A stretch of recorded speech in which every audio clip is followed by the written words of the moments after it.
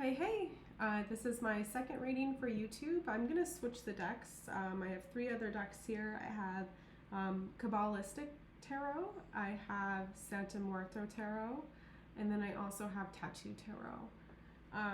So again, I'm going to do the same spread, four cards and then one clarifier, and then I'm going to clarify each twice.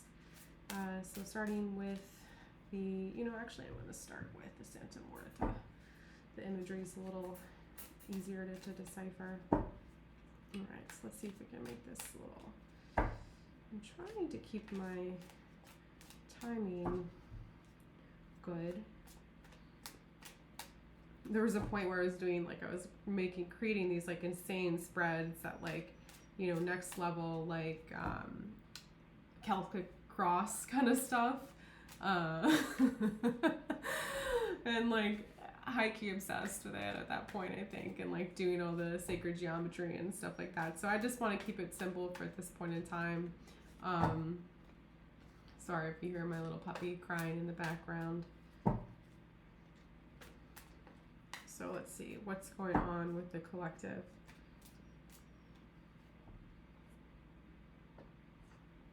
Let's see. Alrighty.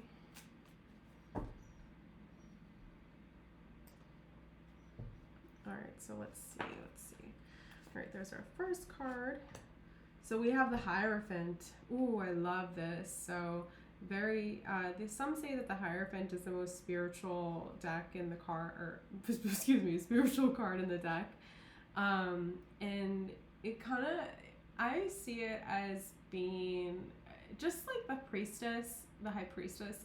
I see this archetype not really existing in modern society anymore. What this archetype reminds me of, have you ever seen The Scorpion King? I don't know his name, but they had a gentleman who lived in Memnon's castle, and he was a magician and a scientific leader, and I kind of see a Da Vinci type in this card, the Hierophant, classic theology for sure, but then an evolution of that. The Da Vinci Code is remarkably brilliant, and all his sacred geometry that he had, an understanding of the human body. There's science to it. Some might say he's more of a magician, but that's kind of who it reminds me of. In modern time, let me see if I can think of a Hierophant. I don't want to go too priesty. I feel there's definitely a magical element of it, just in the High Priestess. But this is a really, there's spiritual knowledge here. There's someone who's very connected with the divine. 5, which is symbolizes change here. In this particular card, it looks like he has a Ouija board. I personally don't mess with Ouija boards or any type of black magic. I feel it's really, really bad karma, really bad energy. Tarot reading is as far as I really go into divination. I don't do any spells or anything like that. So, someone who's not really afraid to delve into the consequences of black magic, or giving people what they deserve, or what you think that they deserve.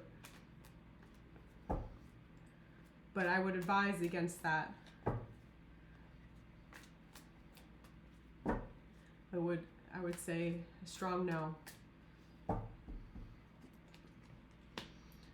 We have the Six of Pentacles here. The Six of Pentacles is a great card. It kind of symbolizes, you're at the point where you're past 5 Pentacles and you have a 6 to kind of give back. It's a charitable card. You're ready to give back to your community. You've built enough for yourself where you can, put it back around. You could be a Capricorn, Virgo, Taurus. Let's see. Next, Queen of Pentacles. So really strong earth energy again. Queen of Pentacles, there's this tarot reader that I follow who says this is the wifey card in the deck, which it very much might as well be, as she looks like she's going to pick some fruit. The Queen of Pentacles is very stable, very beautiful, very well-rounded, kind of like the person who's like a triple threat, who can sing, dance, and act, but they're missing just like they study so hard and they work so hard and they do everything, they apply themselves in the biggest way, but they fall flat because they don't have the passion that like the Queen of Wands encompasses. Like when you look at dancers and you can see who's like some really fabulous dancers, but when you're looking at like a group of dancers, who do you keep your eyes on? And it's usually not the person who's the most like regimented in the way that they move. It's someone who moves a little different. It's someone who has a little bit of passion, a little bit of like oomph to the way that they move their body or the moves that they know, or so that's resonating now for some reason, but definitely like a triple threat here, really strong character. Let's see, next we have the Five of Pentacles here. So the Five of Pentacles in the traditional Rider-Waite deck, it's like, I think it's two people, like, or one person being locked out of a church. So it's kind of like seeking charity and not receiving it. So that's kind of the difference between the Five of Pentacles and the Six of Pentacles. It's like, being on the opposite end where you're able to give charity, and then this other one where you're able to seek, you're seeking charity, you're not receiving it. So it's kind of like missing, you see here in this particular tarot deck that there's these five skulls here that symbolize the Five of Pentacles, and this person, they keep walking, they're walking right over them, so you're kind of missing a point here, I'd say. In my divine knowledge, I'd say. So let's see, and then let's get a final clarification of the whole reading. Oh, Santa Muerta. So this is really interesting because I was nervous about this card coming out. It's an additional card in this particular tarot deck that's not in any other deck, Santa Muerta. I believe it's more or less like, the Virgin Mary of some sort. On that note, I was thinking actually earlier today that it's really interesting in classic Abrahamic religions, the acknowledgement of prophets and folks like Jesus Christ, because a woman being a virgin and giving birth,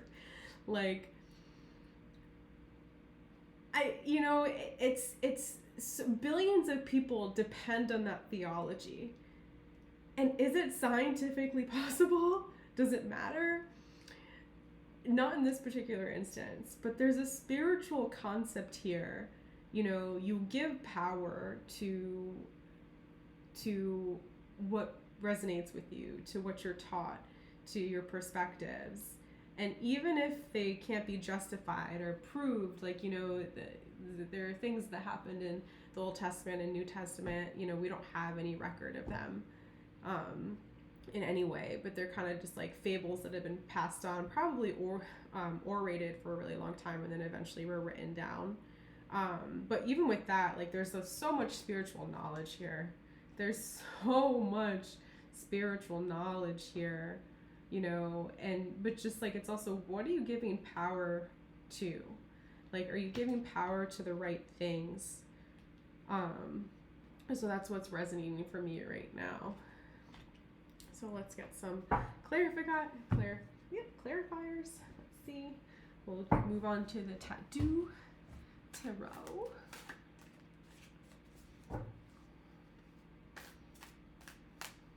What's clarifying the Hierophant?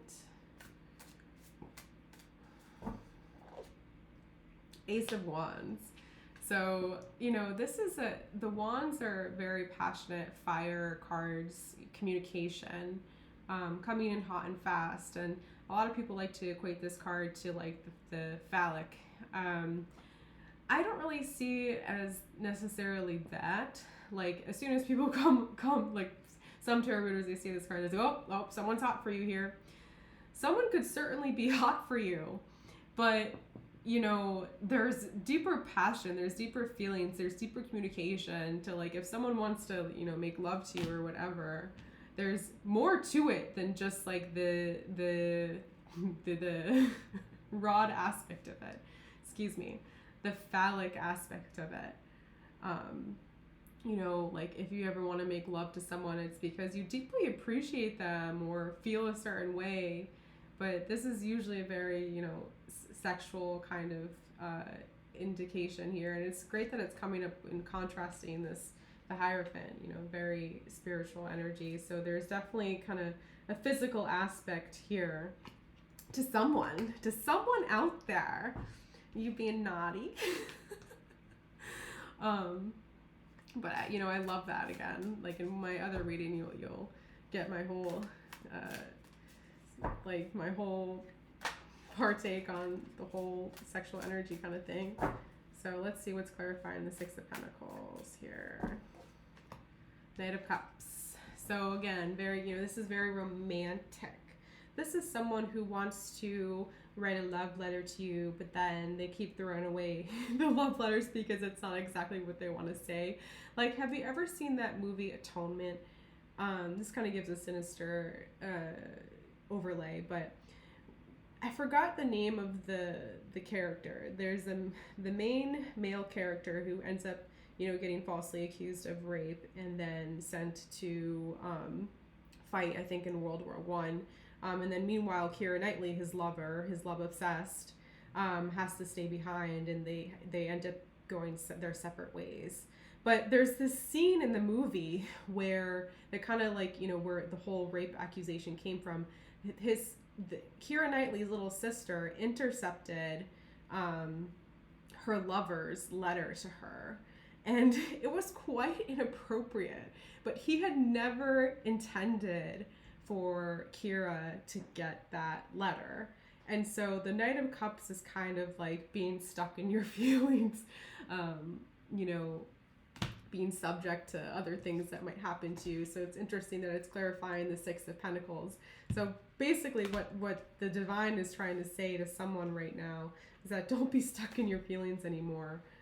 Give back to the situation. You have Six Pentacles, do something. There, get out of your emotions and make it put it in the physical. put it in the physical. See, I have too much fun reading tarot. This is why I postponed posting something for so long. I hope you guys are gonna like what I end up, talking about and what resonates with me and I'm having a little bit of a mess here with this particular deck. All right, so let's see what's clarifying the Queen of Pentacles. Let's take a look. Four of Wands. So this is the card of romance, actually. There's dualism here. There's perfectionism here. Not perfectionism in the sense that, like, you're aspiring to be perfect.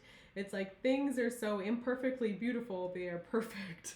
And there's a very stable, secure figure here who's maybe, feeling a certain kind of way because she doesn't have the spice like the Queen of Wands does, but works really hard trying to climb that ladder. It could be a corporate ladder, it could be, just you're a farmer, you're looking for apples and that's where you find, like, it's the the salt of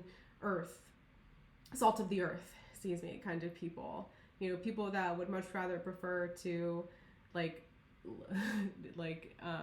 dissociate from society and go live on a farm, but then abundantly live on a farm, have acres of crops and trees, and have their own little goats and horses and abundance there, and a lot of happiness and perfection in that kind of lifestyle. So it's great to see that here. So what's clarifying? The Five of Pentacles. Doo-doo-doo. The World. Yay! So like we actually saw this in the last reading. The World is kind of like everything comes back around, and you see the fixed signs here. I believe it's Taurus, Aquarius, Scorpio, and Leo. Yeah, pretty sure.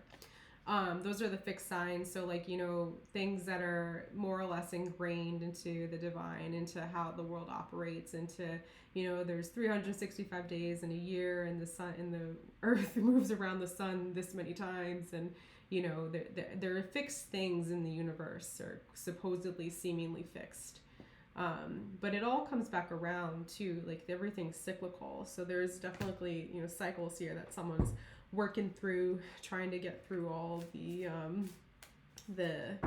spiritualism behind it, you know, trying to build something, trying to get to that next phase where you can give back to people and, you know, find your Queen of Pentacles, find your, you know, your partner in crime, find someone who can, your Bonnie to your Clyde might not be the best example, but, you know, someone who can build with you. And everything, like, it's just coming back around. So next, let's get a clarifier for Santa Muerta. Knife of Cups. So this is the Page of Cups, the Knife of Cups. You know, I'm always kind of stuck in how to interpret the pages. I feel like they kind of like, it's like the baby energy of like that particular sign. So this is a water sign, Cancer, Pisces, Scorpio. So very dreamy, very fluid, very flexible. There's definitely there's a decent amount of water energy here. Someone's definitely in their feelings, but this is kind of like, you know, someone like a child. Like if you ever known those like children,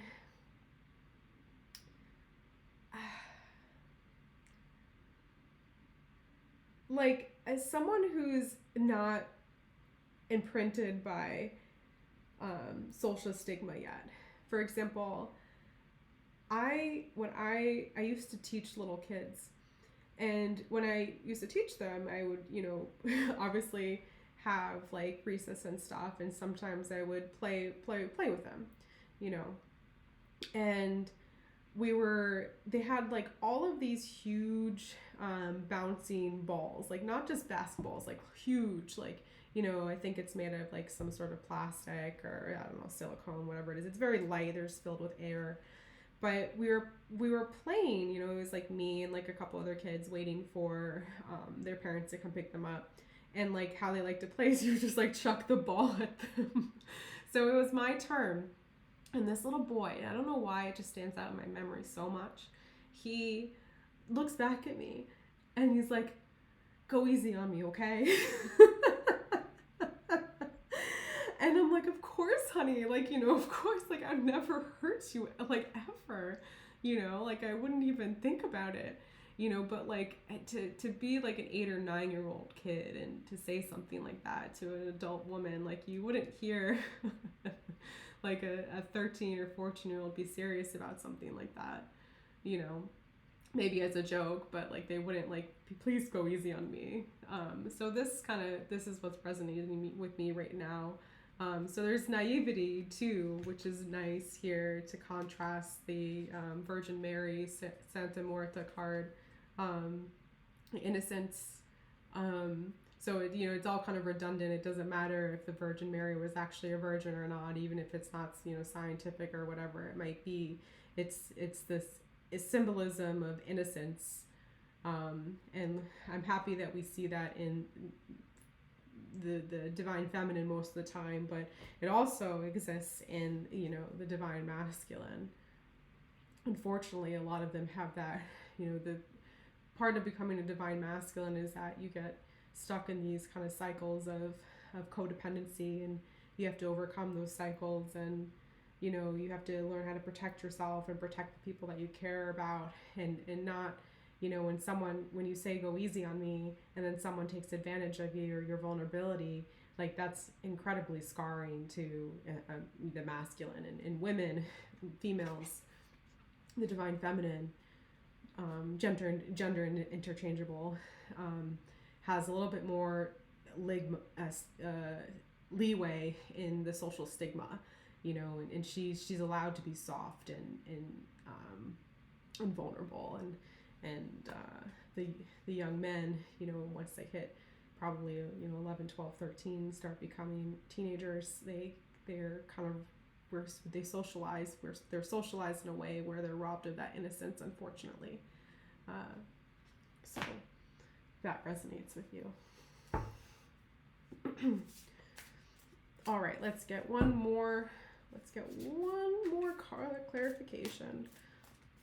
I'm trying to keep my readings under 30 minutes. We're at about 20 minutes now. On King of Swords. So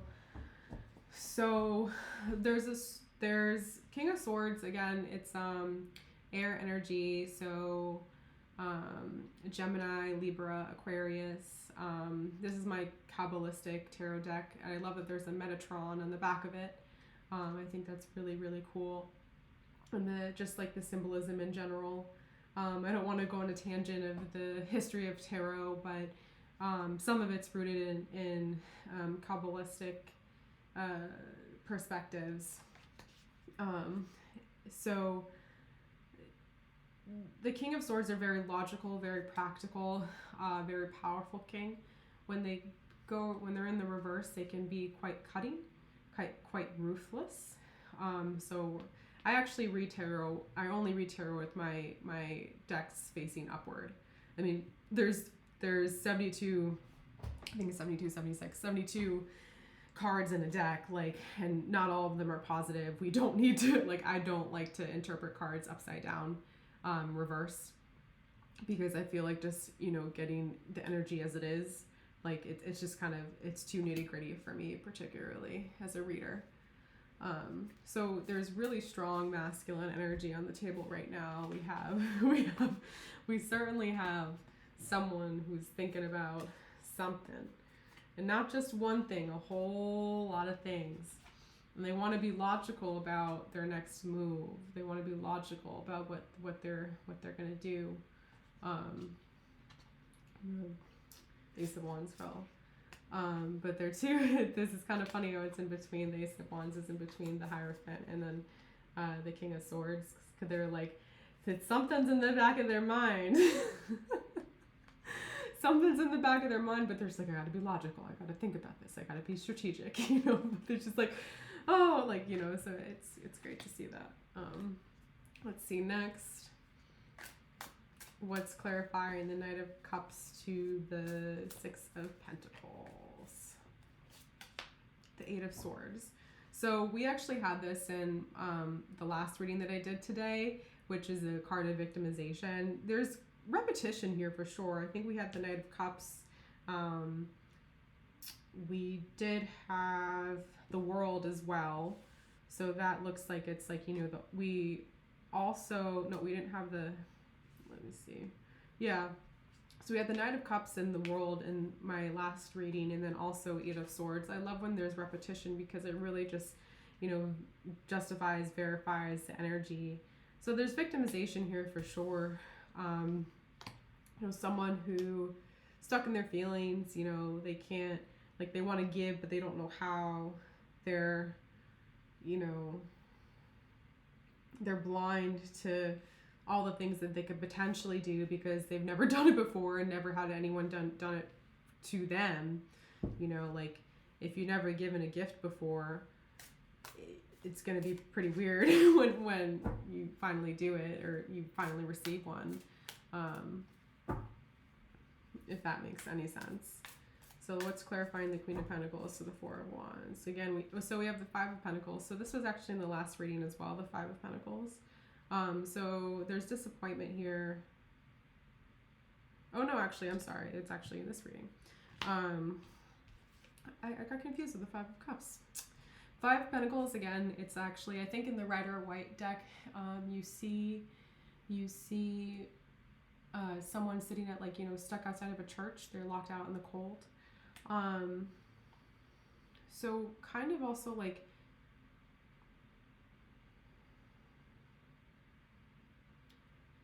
I mean, maybe someone got locked out of the cold from their perfection, you know, from their stable lady. And this lady's just like, oh my God, like, I'm not perfect. I'm not, you know, like, I'm not perfect, but I am, but I'm not perfect, you know. And insecure, feeling like they're not good enough. And then there's remorse here. There's being locked out in the cold. There's out of your control here. Huh. All right, so let's see. 5 of Pentacles to the world. Let's see.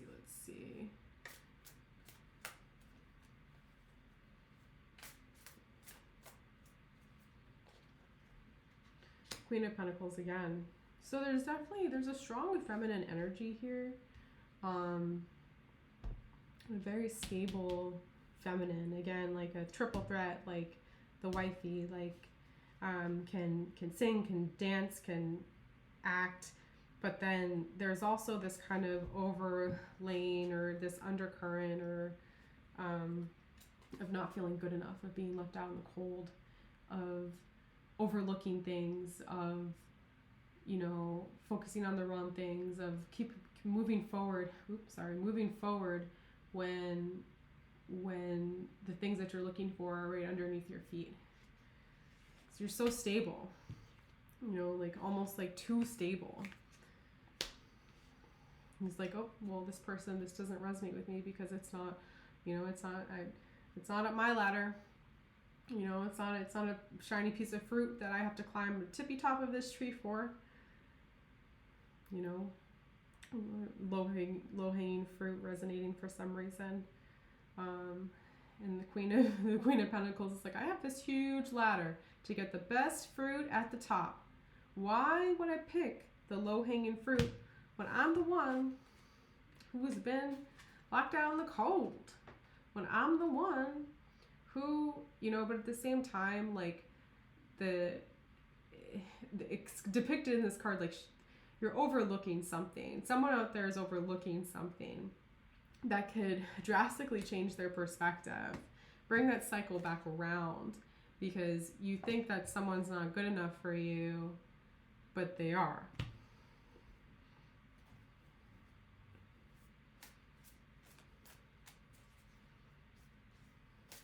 You have to open your heart. So there's love for sure, love and passion and, you know, innocence and dreamy and spiritualism and decisiveness and victimization. You know, there's a lot of really great emotive things on this table. And then we have strength. So